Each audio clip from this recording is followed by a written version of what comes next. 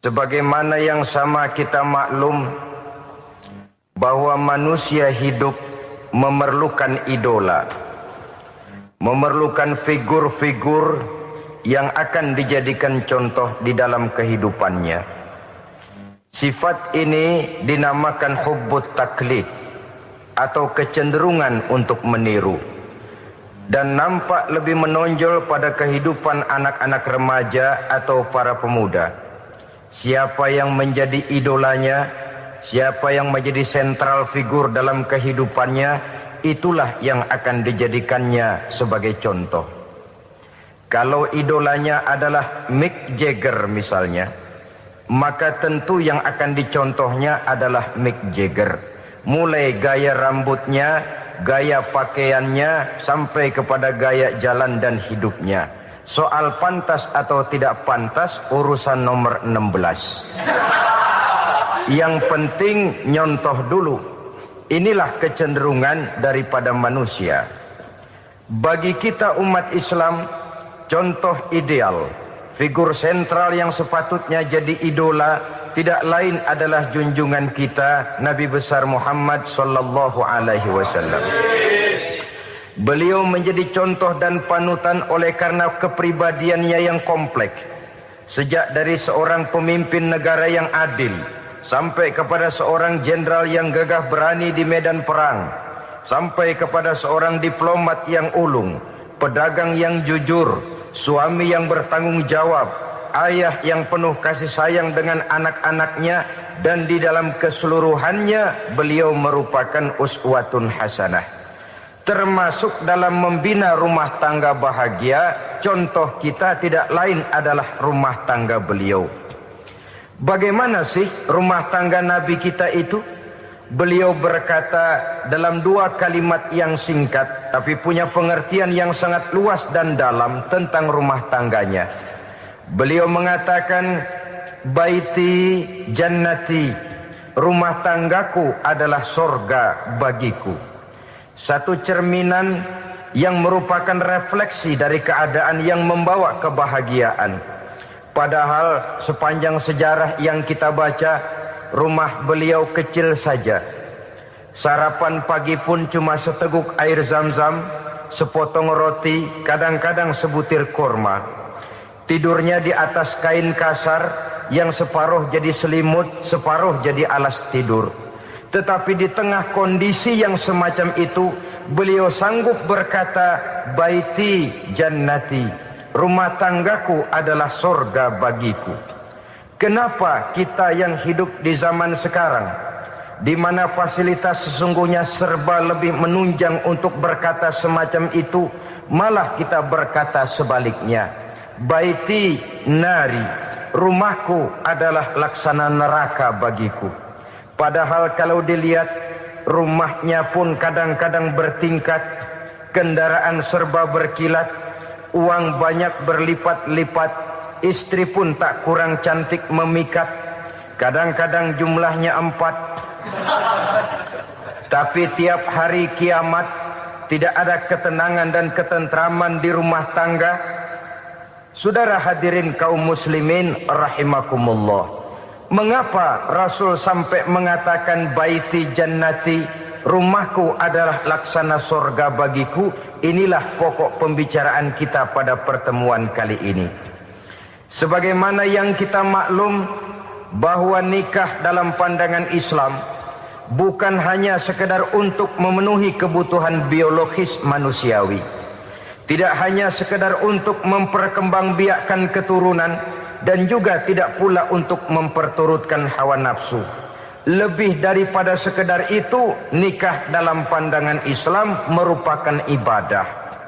Oleh karena ibadah, maka seluruh tujuan ibadah, apakah dia bernama solat, apakah dia bernama puasa, zakat, sodako, haji dan lain sebagainya, seluruh daripada tujuan ibadah, target utamanya adalah mardhatillah atau keridhaan daripada Allah Subhanahu wa taala. Kalau nikah itu ibadah, maka sesungguhnya tujuan utama dari pelaksanaan suatu pernikahan tidak lain hanya untuk mencari keridhaan dari Allah Subhanahu wa ta'ala. Bukankah kalau kita tanya tiap orang yang melakukan nikah, kenapa sih kamu nikah dengan dia? Jawabannya bisa macam-macam. Yang umum, karena saya cinta dia. Ada yang berkata, karena saya ingin mendapat ketenangan hidup. Ada yang bilang, karena saya ingin hidup teratur. Ada yang mengakui, karena saya ingin dapat keturunan, dan lain sebagainya. Tetapi sesungguhnya menurut ajaran agama, kalau nikah merupakan ibadah, jawaban intinya ialah saya melakukan nikah untuk mencari keridhaan dari Allah Subhanahu wa ta'ala. Ini konsekuensinya kalau nikah merupakan bagian daripada ibadah. Rumah tangga yang didirikan atas dasar mencari keridhaan Allah, maka akan diwarnai oleh nilai-nilai luhur daripada ajaran agama. Tanpa harta orang memang sulit untuk bahagia, tapi harta bukan jaminan orang lalu akan bahagia. Harta pada suatu saat akan berakhir, kecantikan akan berkurang, pangkat dan jabatan akan sampai kepada batasnya. Tetapi agama, keyakinan, nilai-nilai iman, itulah pegangan kita yang kekal dan abadi. Sebab itu dalam surah Ar-Rum ayat ke-21 Allah Subhanahu wa ta'ala menjelaskan, wa min ayatihi an khalaqalakum min anfusikum azwajan litaskunu ilaiha wa ja'ala bainakum mawaddatan wa rahmah. Dan di antara tanda-tanda kebesaran Allah, dijadikannya bagimu istri-istrimu dari diri kamu sendiri, litaskunu ilaiha, agar kamu bisa hidup tenang bersamanya, wa ja'ala bainakum mawaddatan wa rahmah, dan dijadikannya di antara kamu rasa cinta dan kasih sayang. Umumnya pernikahan terjadi karena mawaddatan warahmah ini, cinta dan kasih sayang. Atas dua dasar itulah rumah tangga didirikan orang. Atas dasar itulah seorang laki-laki dan seorang perempuan memadu janji untuk membagi suka dan duka dalam hidup ini secara bersama-sama. Namun kalau kita renungi ayat ini, Allah tidak hanya menjadikan cinta, tapi Allah juga menjadikan kasih sayang. Apa bedanya cinta dan kasih sayang? Apa bedanya mawaddatan warahmah ini? Saudara, mawaddah yang artinya cinta, itu sasarannya biasanya adalah jasmani, kecenderungan biologis. Itu akan berakhir. Orang yang mendirikan rumah tangga cuma karena kecenderungan biologis, cuma karena rasa cinta semata-mata, cinta biasanya terkait kepada keindahan. Betul apa benar? Biasanya orang mudah jatuh cinta kepada sesuatu yang punya nilai keindahan. Makanya anak muda jarang yang jatuh cinta sama nenek-nenek. Cinta selalu memandang segi keindahannya. Ini yang namanya mawaddah. Allah tidak mengingkari itu, silakan. Bahwa manusia secara naluri senang kepada serba keindahan, wajar-wajar saja. Tetapi tidak cuma mawaddah, Allah juga menciptakan rahmah, kasih sayang. Mawaddah mungkin ada akhirnya, tapi rahmah tidak akan pernah ada akhirnya. Kalau mawaddah adalah berkecenderungan kepada biologis, jasmaniah, maka rahmah kecenderungan kepada nilai-nilai rohani, kepribadian, kejiwaan, dan lain sebagainya. Dikala pernikahan di bawah umur 40 tahun, mungkin masih banyak mawaddahnya, rasa cintanya. Tapi 40 bahkan 50 tahun ke atas, rasanya orang berumah tangga kalau sudah 50 tahun ke atas itu lebih banyak kasih sayangnya ketimbang cinta-cintaannya. Kalau satu rumah tangga hanya didirikan atas dasar mawaddah saja, atas dasar cinta saja, padahal cinta itu terpaut kepada hal-hal keindahan, keindahan satu saat akan menurun. Ya, tentu sebagaimana yang kita maklum bersama-sama, belum punya anak memang cantik. Sudah punya anak, kecantikan mulai menurun. Punya anak dua, kulit mulai mengkerut. Punya anak 3, onderdil mulai dol. Punya anak 4, apalagi tidak pandai merawat diri, persis dompet tanggung bulan. Kalau rumah tangga didasarkan kepada rupa yang cantik saja, cinta akan bisa berpindah, paling tidak akan berkurang nilainya. Sebab itu Allah tidak hanya menyediakan mawaddah warahmah, dijadikannya di hatimu itu tidak cuma sekedar cinta, tapi juga kasih sayang. Nah, kasih sayang inilah apabila berakar dan berurat dari nilai-nilai keagamaan yang akan menopang jalinan rumah tangga bahagia. Mengukuhkan usaha untuk mencapai mardhatillah atau keridhaan daripada Allah Subhanahu wa taala. Dengan demikian, berumah tangga bukan tujuan. Ini kalau kita lihat dari segi agama. Berumah tangga cuma alat untuk mencapai mardhatillah, keridhaan daripada Allah. Seorang suami yang pergi pagi pulang sore peras keringat banting tulang mencari nafkah untuk menghidupi keluarganya, kalau niatnya untuk mardhatillah maka pergi usahanya adalah ibadah. Sementara si suami pergi berusaha, istri di rumah mendoakan suaminya, itu juga merupakan bagian daripada ibadah. Marilah kita biasakan membina satu rumah tangga untuk mencapai keridhaan daripada Allah Subhanahu wa taala. Ini motif dasarnya. Karena itu Rasul Anas bin Malik pernah bercerita, bertahun-tahun saya membantu di rumah tangga Rasul. Selama tahun-tahun yang panjang saya membantu di rumah tangga beliau itu, kata Anas bin Malik, belum pernah kok saya mendengar kata-kata kasar, keras, membentak-bentak. Belum pernah saya melihat ada piring terbang, sandal melayang, ada penggorengan nitir di atas. Belum pernah, padahal tahun-tahun yang panjang sudah saya lalui. Itu rumah tangga Rasul. Istrinya lebih dari satu, tapi tenang, ayem, adem. Walaupun gosip selalu ada. Ini loh ya, namanya hidup berumah tangga. Jangankan rumah tangga kita manusia biasa, rumah tangga Rasul pun tidak luput dari gosip yang kita kenal dengan hadisul ifki itu. Itu sampai tercatat dalam sejarah. Tetapi yang jelas, dengan istri yang lebih dari satu, rumah tangganya tenang, tentram, adem. Kita di rumah tangga istri satu, seminggu 7 hari, berantemnya 6 hari. Cuma 1 hari gencatan senjata. Saudara hadirin yang saya muliakan, kalau tujuan rumah tangga adalah mardhatillah, apa ciri dari suami istri yang menegakkan rumah tangga untuk mencapai ridho Allah itu? Pertama, sepasang suami istri yang membina rumah tangga semata-mata untuk mencapai keridhaan Allah, cirinya yang pertama, bersyukur apabila beroleh nikmat. Ini ciri yang pertama. Bersyukur kepada Allah, kepada sesama berterima kasih.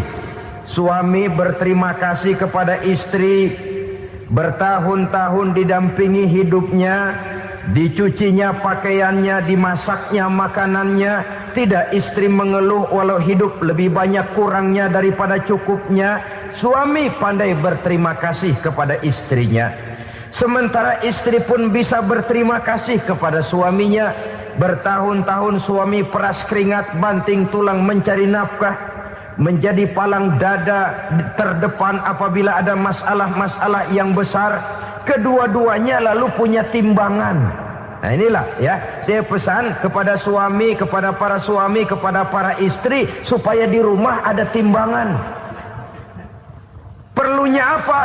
Kalau pada satu saat istri kita salah, suami cepat-cepat ambil timbangan, lalu ditimbang mana yang lebih berat, salahnya atau dosanya, benarnya atau kesalahannya. Ini istri saya jasanya begini, begini, begini, lalu jasanya begini, begini, salahnya ini, mana yang lebih besar, jasanya atau salahnya? Dengan adanya timbangan, maka keputusan akan objektif. Tapi kalau timbangannya emosi, salah sedikit saja sudah main bentak, main usir, akhirnya keputusan akan mendatangkan kerugian.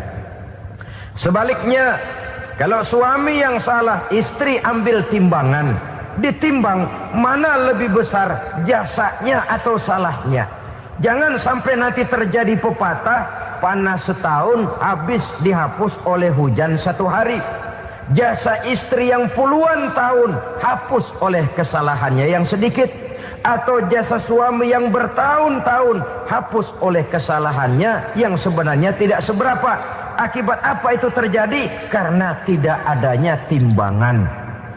Dari rasa bersyukur dan dari rasa berterima kasih ini, saudara-saudara, akan timbullah sifat saling menghargai. Suami menghargai istri, istri pun menghargai suami.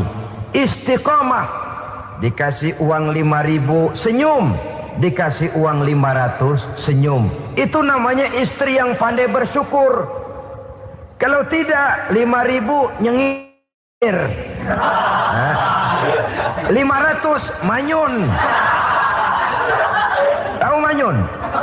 Kayak bemok nyari setoran, monyong saja. Ada sikap istiqomah di dalam membina kehidupan berumah tangga ini. Lalu mengerti posisi suami, ini termasuk tanda berterima kasih. Suami saya itu kerjanya apa, golongannya apa, gajinya sebulan berapa.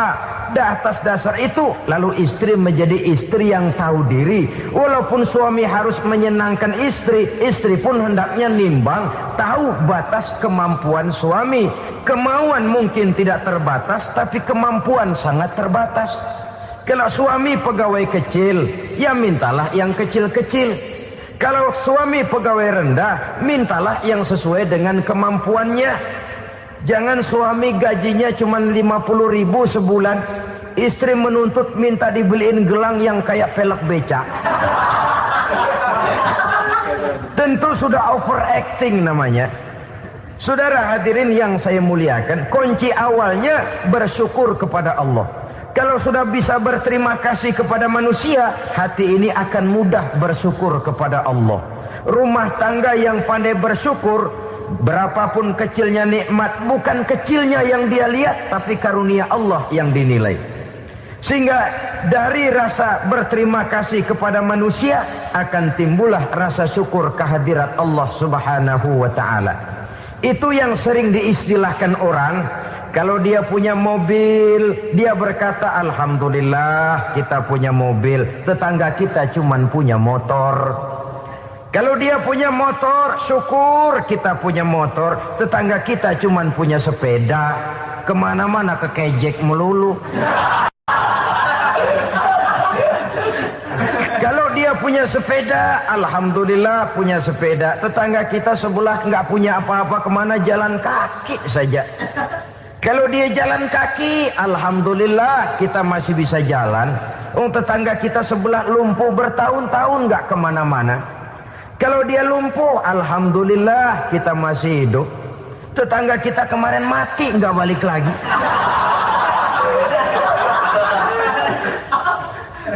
Lalu akan timbul rasa syukur. Tapi kalau sudah lumpuh ngelihat yang bisa jalan ngelihat yang menaik sepeda, yang punya sepeda lihat yang punya motor lihat yang punya mobil lihat yang punya pesawat. Kapanlah kita ini pandai bersyukur? Sebab kesenangan seperti pelangi, tidak pernah di atas kepala kita, selalu kelihatannya di atas kepala orang lain. Sehingga kalau ngobrol orang sering bilang, lu sih enak lo gue lihat. Gue kebelangsak amat nih ya. Setiap orang ngomong kepada kita begitu nadanya. Kita yang dilihat enak, sementara kita melihat orang lain enak. Tukang tahu melihat tukang tempe enak, tukang tempe melihat tukang tuak enak, tukang tuak bilang tukang sirsak enak. Enak itu seperti pelangi. Namun kalau kita mau merenungi, tidak pernah Allah berhenti memberikan nikmat kepada kita.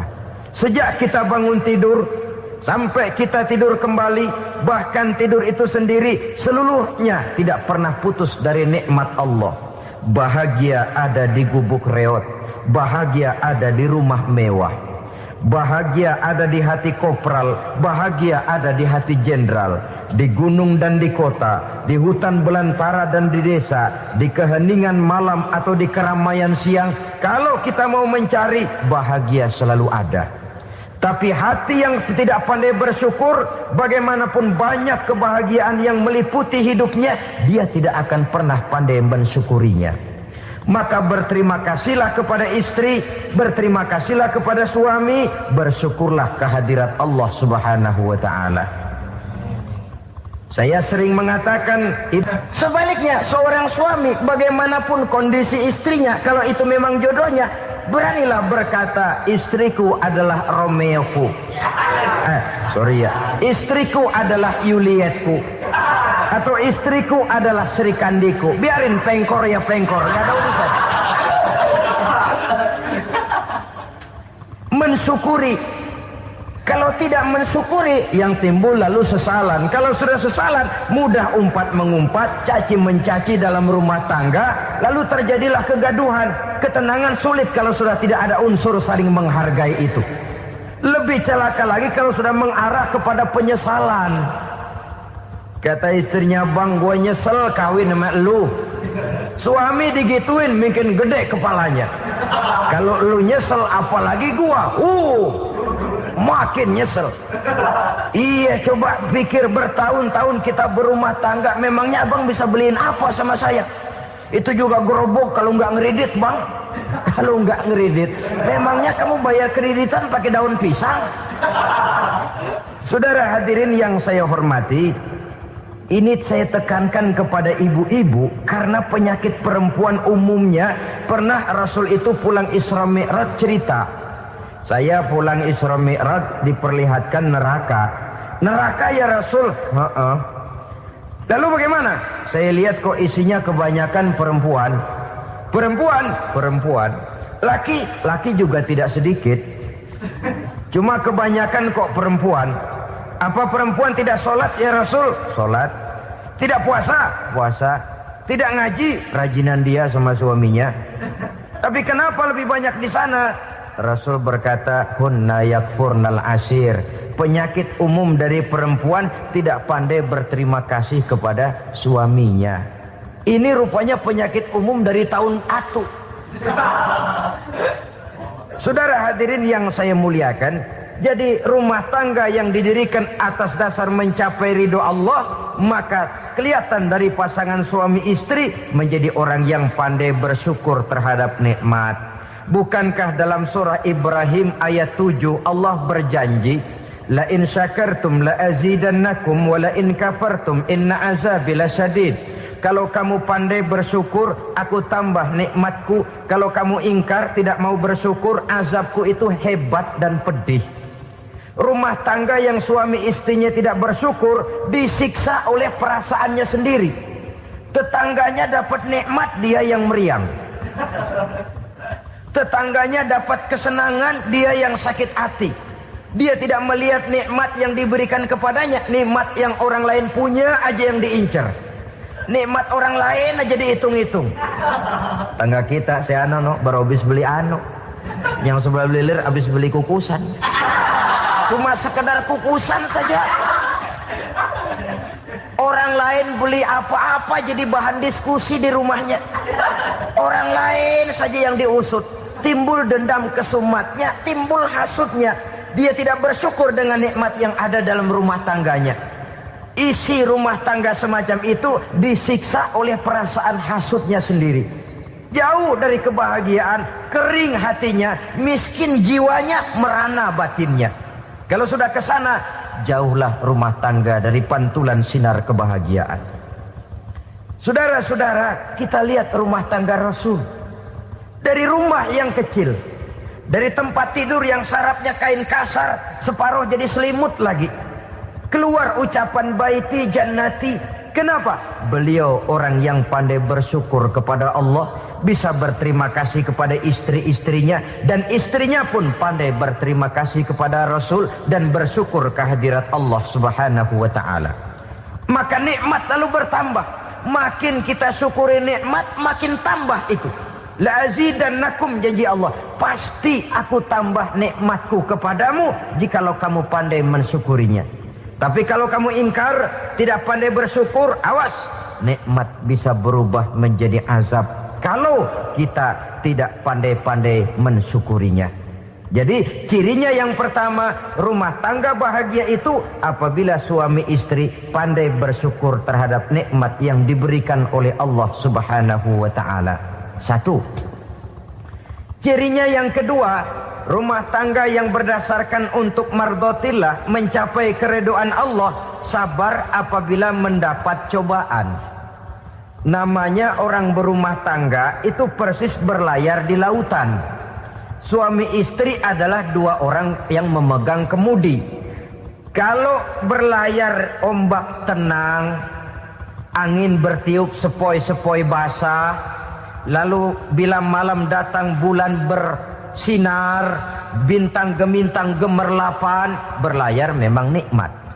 Tapi satu saat angin puting beliung bertiup, gelombang menggunung, halilintar menyambar, kemudian petir berkilat. Kalau pada saat itu suami mau ngalor, istri mau ngidul, alamat perahu patah di tengah jalan, kandas di lautan sebelum sampai ke pantai yang akan ditujunya. Oleh karenanya perlu kekompakan. Maka sejak awal seharusnya dalam akan membina rumah tangga yang bahagia itu lebih baik bicara yang pahit-pahit saja, supaya terjadi kesamaan langkah apabila menghadapi kesulitan dan cobaan. Sabar apabila mendapat cobaan. Rumah tangga seperti kapal di lautan tadi tidak akan sunyi dari hantaman gelombang, tidak akan sepi dari tiupan angin topan, dari kilatan petir, dari sambaran halilintar. Baik suami, baik istri harus sabar menghadapi kesulitan. Kadang kesulitan dari segi ekonomi, kadang kesulitan dari segi mengarahkan dan mendidik anak-anak, kadang kesulitan karena banyak orang yang hasut dengan kita, kadang kesulitan berbagai macamlah yang menyebabkan kesulitan. Rumah tangga yang bertujuan mencapai ridho Allah sabar menghadapi segala macam kesulitan. Saudara-saudara kaum muslimin rahimakumullah, kesulitan adalah bagian daripada perjalanan hidup. Siapa orangnya yang tidak pernah menemukan kesulitan dalam kehidupan? Rasanya hampir tidak ada. Dan memang kesulitan bukan untuk ditakuti. Kesulitan justru untuk diatasi, dicarikan jalan keluarnya. Begitulah suami istri yang bertujuan mencari ridho Allah. Manakala suami berada dalam kesulitan, istri mencarikan jalan keluar atau berusaha memberikan jalan keluar. Sebaliknya manakala istri dalam kesulitan, suami bisa mencarikan jalan keluarnya. Sabar dalam menghadapi segala macam kesulitan. Dalam surah Luqman ayat 17, Allah Subhanahu wa taala berfirman, "Wasbir 'ala ma asabak, inna dzalika min azmil umur." Dan bersabarlah terhadap apapun yang menimpa kamu. Bersabarlah terhadap segala kesulitan yang kamu hadapi, karena sesungguhnya yang demikian itu merupakan sebagian dari perkara-perkara yang telah ditetapkan oleh Allah Subhanahu wa taala. Saudara-saudara kaum muslimin yang berbahagia, kunci sabar sesungguhnya terletak pada keyakinan bahwa segala sesuatu berasal dari Allah dan segalanya akan kembali kepada Allah Subhanahu wa taala. Rumah tangga yang sabar di dalam menghadapi kesulitan-kesulitan biasanya akan lebih mudah mencari jalan keluar. Tapi kalau sedikit kesulitan datang, kita tertimpa oleh kepanikan, oleh kegelisahan, dan oleh ketakutan yang tidak beralasan, maka kesulitan itu bukan saja tidak dapat diatasi, malah rasanya akan menjadi semakin besar di dalam kehidupan kita. Tidak ada rumah tangga yang tidak pernah berhadapan dengan kesulitan, bagaimanapun besarnya rumah tangga itu. Itulah sebabnya kita memerlukan orang lain. Hidup berumah tangga itu seperti orang punya mata. Kalau mata kita kelilipan, Kalau mata orang lain kelilipan, gampang kita tiup. Tapi kalau mata kita sendiri yang kena kelilipan, tentu kita memerlukan orang lain untuk meniupnya. Oleh karenanya, suami istri harus saling mencarikan jalan keluarnya. Walaupun kerjanya berbeda, suaminya pergi mencari nafkah, istrinya berdoa di rumah. Kalau perlu melakukan sholat duha, mendoakan agar usaha suaminya dimudahkan, dan begitu selanjutnya.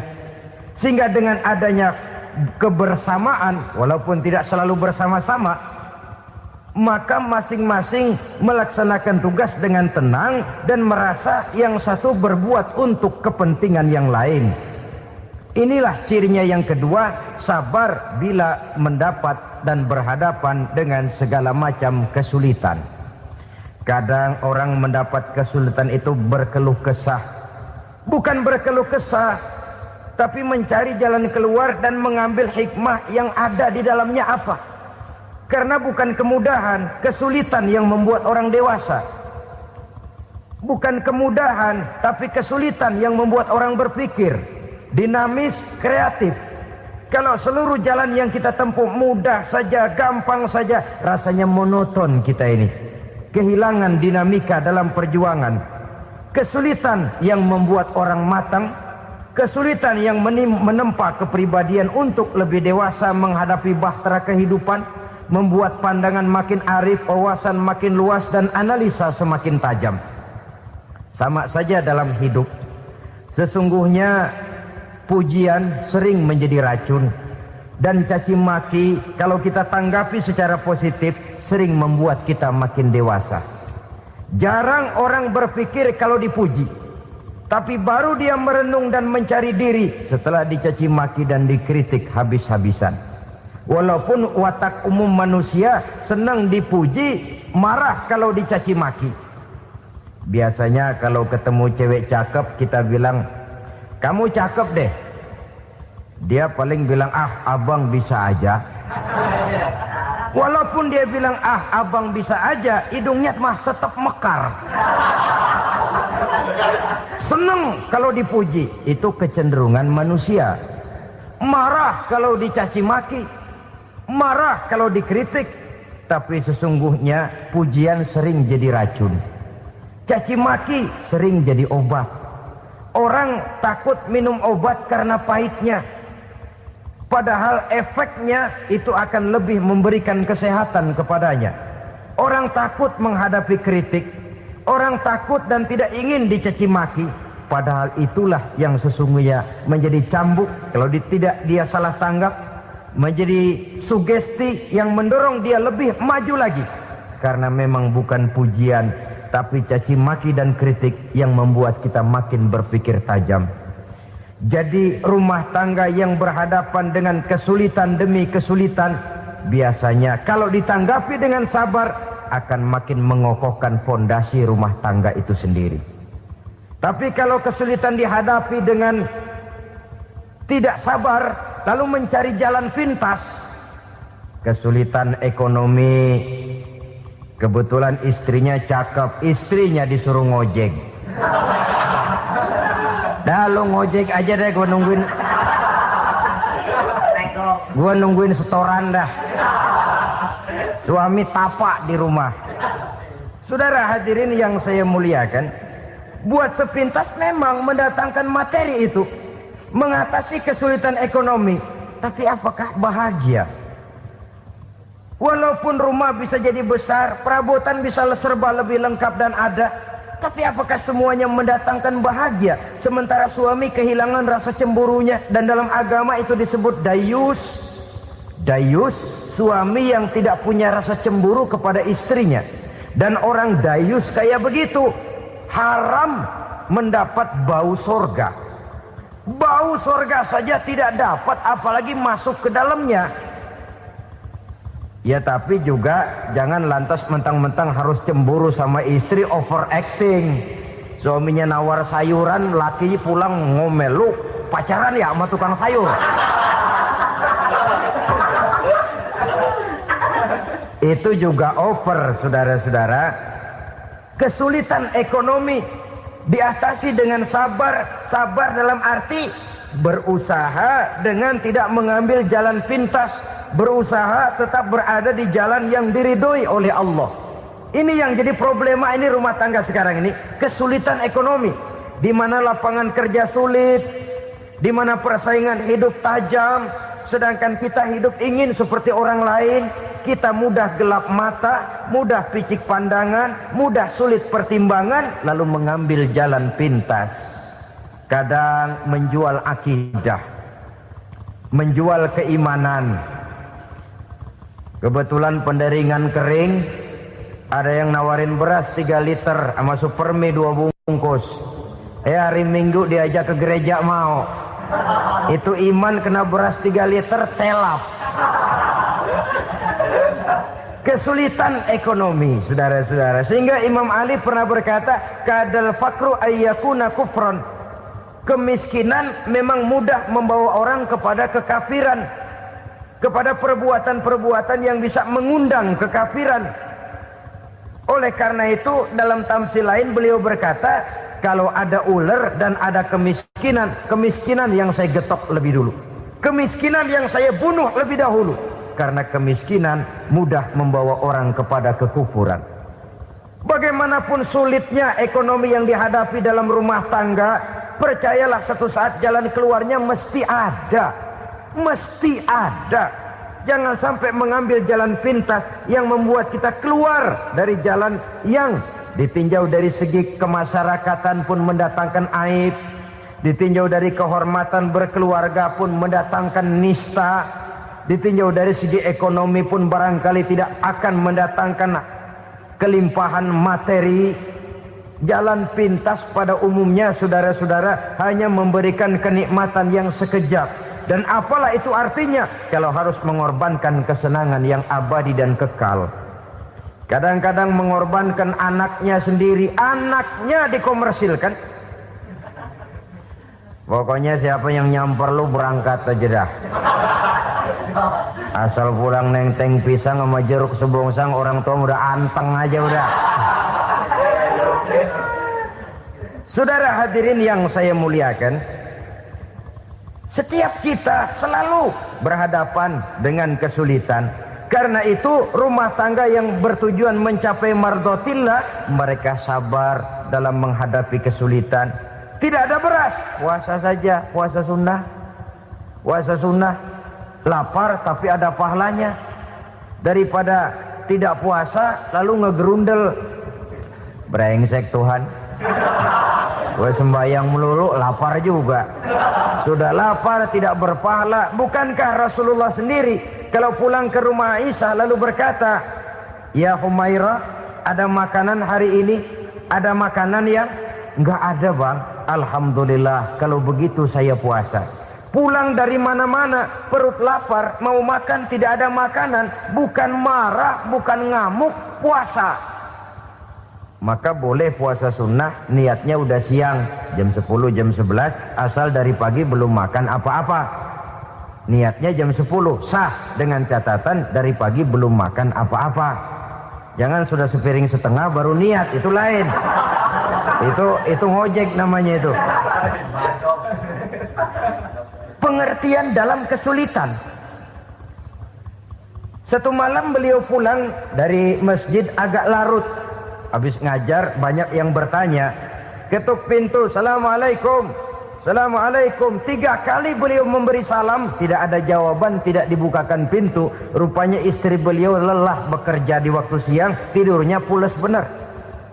Marahkah Rasul? Tidak. Beliau gelar sorban, tidur di depan pintu.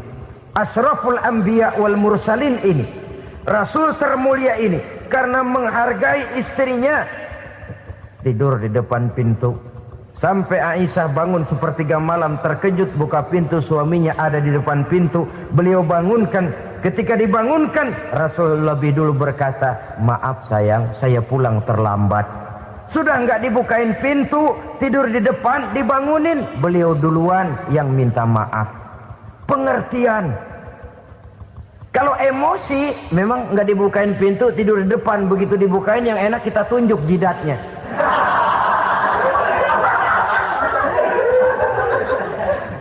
Saudara hadirin yang saya muliakan, kesulitan di dalam kehidupan merupakan bagian daripada kehidupan.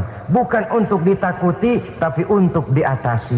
Bukan untuk dihindarkan, tapi dicarikan jalan keluarnya. Hadapilah kesulitan dengan baik sangka kepada Allah, dengan lapang dada, dan dengan tetap bersabar menghadapinya. Kenapa? Karena tujuan kita mendirikan rumah tangga, mencapai ridho Allah. Kalau anak kita perjualbelikan, kalau istri kita komersilkan, kalau akidah kita jual untuk mempertahankan rumah tangga, bukankah makin jauh saja rumah tangga itu dari ridho Allah? Ini tujuan utamanya. Yang ketiga, rumah tangga yang bertujuan mardotillah itu, suami istri yang merupakan fondasi di rumah tangga, suami sebagai pemimpin, istri sebagai pembina, selalu musyawarah dalam menyelesaikan persoalan. Walaupun istri ditakdirkan sebagai pemimpin dan suami sebagai pemimpin dan istri yang dipimpin, tapi agama menganjurkan musyawarah. Jangan mentang-mentang istri nyari duit, suami nyari duit, lalu menteleng. Segalanya mau diktator, segalanya mau sendiri. Rumah tangga yang bertujuan mencapai ridho Allah selalu didirikan atas dasar musyawarah. Sehingga apabila sesuatu itu dihasilkan dari suasana musyawarah, tidak akan melahirkan penyesalan di belakang hari. Kalau tidak berjalan menurut seleranya masing-masing, belakangan timbul penyesalan, akhirnya main salah menyalahkan. Kalau sudah saling salah menyalahkan, itu artinya sudah saling mengungkit kekurangan masing-masing. Akibatnya tidak ada lagi saling menghargai. Jadi dengan demikian musyawarah di dalam menyelesaikan persoalan. Menghadapi kesulitan ekonomi, musyawarah. Menghadapi kenakalan anak, musyawarah. Akan membeli ini dan itu, sebaiknya juga musyawarah. Kalau merupakan hasil musyawarah, maka saudara-saudara hasilnya pun akan dihadapi oleh bersama. Enak rasakan bersama, tidak enak rasakan bersama. Kenapa? Tadinya musyawarahnya bersama-sama juga. Lah kalau hasil sendirian, giliran enak mungkin yang satu mau ikut, giliran tidak enak yang satu nuding. Gua kata juga apa? Kan begitu akibatnya kalau tidak berdasarkan musyawarah lebih dahulu. Maka insya Allah hasil musyawarah ini setidaknya tidak akan mendatangkan sesalan di belakang hari nantinya. Saudara-saudara kaum muslimin rahimakumullah, ciri yang keempat, sepasang suami istri yang bertujuan mencapai ridho Allah dalam upaya mencapai rumah tangga bahagia itu tawakal apabila mempunyai rencana. Tawakal berserah diri kepada Allah. Bukan berserah diri dalam artian mutlak yang mengarah kepada fatalism atau predestination. Kita sering mengartikan tawakal secara salah. Belum apa-apa sudah menyerahkan diri kepada Allah. Memang semuanya terjadi menurut maunya Allah dah. Gak usah ngapa-ngapain, bagaimana Tuhan aja dah. Lapar juga nggak usah makan, kalau takdirnya kenyang pan kenyang. Ya udah lapar terus kita. Makan dulu perkara nanti kenyang apa tidak, itu baru tawakal. Kalau sakit ke dokter soal sembuh atau tidak, baru tawakal. Artinya usaha itu ada. Setelah suami berusaha, istri berusaha, selebihnya tawakal. Apa perlunya tawakal? Apabila berhasil tidak lupa daratan, apabila berhasil tidak lupa diri, apabila gagal tidak putus asa. Sehingga dengan demikian dari tawakal ini lahirlah pondasi yang kokoh membina rumah tangga yang bahagia dalam upaya mencapai keridhaan daripada Allah Subhanahu wa taala. Apapun yang kita laksanakan di rumah tangga, tujuan intinya tetap untuk mencapai keridhaan Allah. Beli kendaraan untuk mencapai ridho Allah. Lalu dipakai ngaji, dipakai ke masjid dan sebagainya. Beli peralatan rumah tangga untuk mencapai ridho Allah. Mendidik anak untuk mencapai ridho Allah. Membantu keluarga untuk mencapai ridho Allah. Dan begitu selanjutnya. Tawakal apabila mempunyai rencana. Kemudian cirinya yang kelima, suami istri yang bertujuan mencapai ridho Allah selalu mempererat silaturahmi. Sebab seperti sudah saya sampaikan pada pertemuan terdahulu, dalam berumah tangga itu ada orang tua, ada mertua. Itu cuma perbedaan istilah, tapi hakikatnya adalah sama. Jangan karena perbedaan istilah lalu menyebabkan kita berbeda sikap. Kalau sudah berbeda sikap, tentu akan melahirkan perasaan yang tidak simpatik. Sebaiknya suami istri kalau sudah berumah tangga, jadikanlah orang tua tempat cerita yang enak saja. Yang tidak enak telan berdua, yang pahit rasakan berdua, kesusahan dan kesulitan atasi berdua. Giliran enak ngomong sama orang tua, giliran senang cerita sama mertua. Sekarang kan kita balik, kalau lagi senang duitnya banyak, anteng di rumah, kalem aja. Tapi lalu waktu susah, waktu susah, cerita kepada orang tuanya, cerita kepada mertuanya. Lalu kapan kita mau menyenangkan orang tua? Sudahlah mereka susah mendidik kita di waktu kecil, membesarkan kita, melakukan segala macam pengorbanan. Demi setelah kita berumah tangga, kesulitan rumah tangga kita tumpahkan juga kepada mereka. Pererat silaturahmi dan usahakan agar seluruh keluarga hanya menjadi tempat kita cerita yang enak-enak saja. Istilah sehari-harinya, kalau di rumah kita makan sama sayur bayam, keluar rumah diem, malah seluitan. Tetangga tanya, lu makan kayaknya enak banget apa sih? Daging ayam.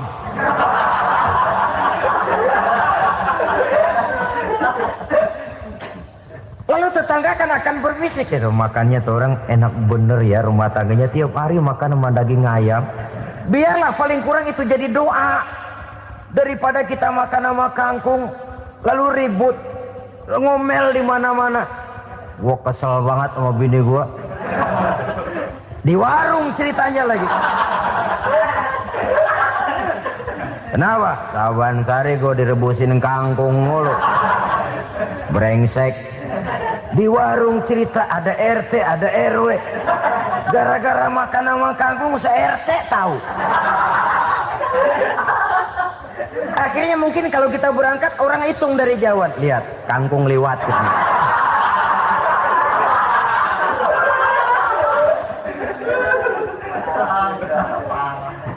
Bisa menjaga yang disebut security informasi, rahasia rumah tangga. Bahkan pernah saya berikan contoh karena ingin menghargai. Suami beliin kain batik buat istrinya. Istri tahu begitu sepintas, nih kain jelek nih. Tapi karena mau menyenangkan suaminya, dia bohong. Bagaimana bu, kain yang bapak beliin? Aduh bagus bener pak, bagus sekali itu kain. Warnanya pak emang yang model begitu tuh. Tetangga kita mana ada yang pakai kain begitu pak? Ya emang nggak ada, jelek. Menghargai. Sebab kalau waktu itu si istri jujur, yang timbul sakit hati suami. Bagaimana bu kain yang saya beliin? Goblok lo. Kain begitu dibeliin di pasar juga banyak 1.400, campur odol lagi. Sudahlah suami punya niat baik, sampai rumah digoblok-goblokin, tidak ada lagi rasa saling menghargainya. Begitu pentingnya mempererat silaturahmi ini, sampai Nabi berpesan, isnani la yanzurullahu ilaihima yaumal qiyamah qati'ur rahim wa jarus su'.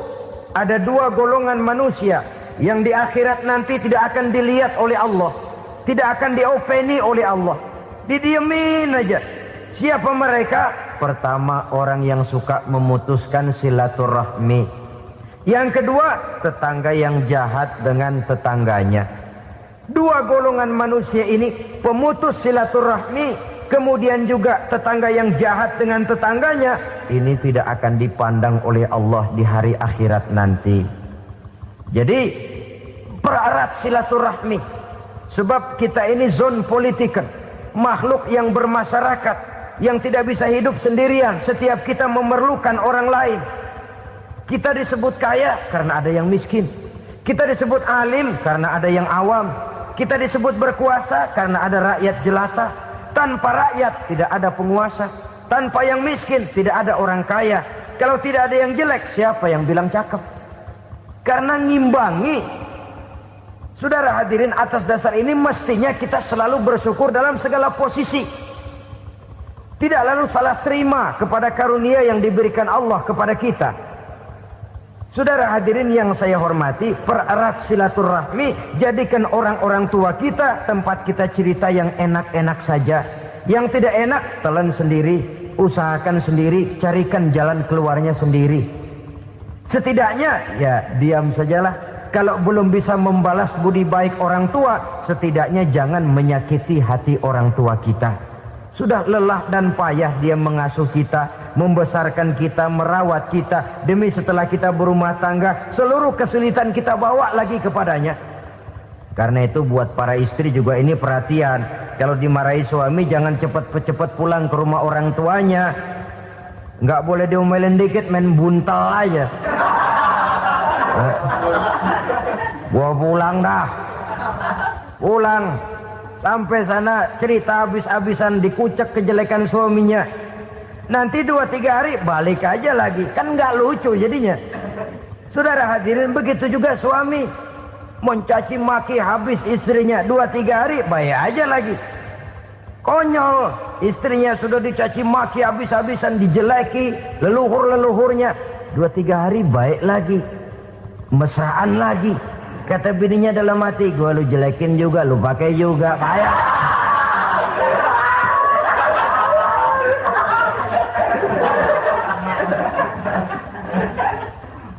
Saudara hadirin yang saya muliakan, itulah sebabnya pada awal tadi saya katakan perlunya kita mempunyai timbangan baik sebagai suami maupun sebagai istri.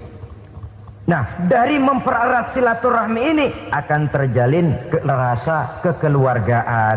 Maka tradisi arisan keluarga itu bagus sesungguhnya untuk mempererat silaturahmi. Cuma celakanya bukan silaturahmi yang jadi tujuan, arisannya itu yang jadi tujuan. Akibatnya apa? Kalau belum narik mah semangat banget datang dah. Begitu udah narik aja udahan. Itu celakanya. Akhirnya silaturahminya jadi nomor 2, arisan semata-mata yang menjadi tujuan. Sesungguhnya itu bagus untuk mempererat silaturahmi. Karena kalau kita dengan kita sesama saudara sudah tidak saling mau mengenal, bagaimana dengan anak-anak kita? Bagaimana dengan cucu-cucu kita? 2-3 generasi yang akan datang tentu akan lebih saling tidak mengenal lagi. Baiklah ya, yang keenam, suami istri yang bertujuan untuk mencapai keridhaan Allah itu selalu berusaha tolong menolong di dalam kebajikan. Sebab Allah pesankan itu di dalam Al-Maidah ayat 6, "Wa ta'awanu 'alal birri wat taqwa wa la ta'awanu 'alal itsmi wal 'udwan." Bertolong-tolonganlah kamu di dalam kebaikan di dalam bertakwa kepada Allah. Jangan bertolong-tolongan di dalam maksiat, di dalam dosa, dan di dalam usaha yang menimbulkan permusuhan. Kalau suami marah kepada seseorang, istri jangan ngipasin. Oh bang, yang begitu mah dibayain tuman. Udah habisin aja dah. Anak-anaknya marahin sekalian. Ngipasin. Istri kesel sama tetangganya, suami ngipasin. Emang tuh tetangga kita, hahu. Habis orang dikipasin. Ta'awanu 'alal birri wat taqwa, bertolong-tolonganlah di dalam kebaikan. Istri malas ngaji, suami mendorong, memberikan sugesti. Suami malas berusaha, istri memberikan sugesti. Saling tolong menolong di dalam kebaikan dan takwa, dan jangan tolong menolong dalam dosa dan permusuhan. Kata suami, "Bu, daripada kita melarat terus hidup, kita piara tuyul yuk." Kata istrinya, nah, ini sudah menyimpang bang. Bersabarlah, bagaimanapun insya Allah kita tidak akan mati kelaparan. Piara tuyul itu nanti jadi pindah akidah, merusak iman, berteman dengan setan. Apalah artinya kekayaan dan kesenangan sebentar kalau harus mengorbankan kekayaan dan kesenangan yang abadi? Ini sudah alal ismi wal udwan, sesuatu yang mengandung dosa. Saudara hadirin yang saya hormati, kemudian yang keenam, berbaik sangka. Baik suami maupun istri sama-sama saling berbaik sangka. Suami melepas istri, istri melepas suami dengan hati yang ikhlas. Suami meninggalkan istri di rumah dengan jiwa yang bersih dan rasa yang aman. Ada rasa baik sangka, dan ini modal dasar. Kalau sudah dilandasi oleh buruk sangka, tentu yang lahir nanti adalah perasaan-perasaan yang tidak baik. Akibatnya sangat tidak menguntungkan. Inilah beberapa ciri dari rumah tangga yang didirikan atas dasar mardhatillah, mencapai keridhaan dari Allah. Nanti akan menyusul tujuan berikutnya, diantaranya mendapat keturunan, diantaranya lagi mendatangkan gairah untuk lebih berusaha mencari rezeki karena sudah merasa punya tanggung jawab berupa anak dan istri. Mempererat silaturahmi itu cuma tujuan-tujuan sekundernya saja. Tujuan primernya kita melakukan suatu nikah untuk mencapai keridhaan dari Allah Subhanahu wa taala. Silakan punya istri cantik, kaya, tapi tujuan utamanya kita membina rumah tangga untuk mencapai ridho dari Allah. Karena itu dasarnya mawaddatan warahmah. Jangan cuma cinta tapi juga kasih sayang. Cinta, kecenderungan kepada jasmani akan berakhir, tapi kasih sayang, kecenderungan kepada rohani, makin tua malah makin erat, makin tua malah makin mesra. Sehingga kadang kita menampak kakek-kakek dan nenek-nenek lagunya kayak pengantin baru. Apa cinta-cintaan? Tidak. Bagaimana kakek-kakek sama nenek-nenek harus bilang I love you? Yang masih ada itu waktu itu mawaddah, kasih dan sayang. Itu yang akan kekal, itu yang akan abadi. Tanpa materi orang sulit untuk bahagia, tapi materi semata bukan jaminan orang untuk bahagia. Nah, ciri yang terakhir dari rumah tangga yang bertujuan mencapai ridho Allah, sinar agama kelihatan di dalamnya. Baik suami maupun istri sama-sama orang yang taat melaksanakan ajaran agama. Saudara, mudah-mudahan walaupun singkat dapat menjadi sumbangan moral dalam kita mewujudkan rumah tangga yang bahagia menurut contoh yang diberikan oleh Rasulullah sallallahu alaihi wasallam. Terima kasih atas perhatian saudara. Mohon maaf atas segala kekurangan. Usikum wa nafsi bitaqwallah. Wassalamualaikum warahmatullahi wabarakatuh.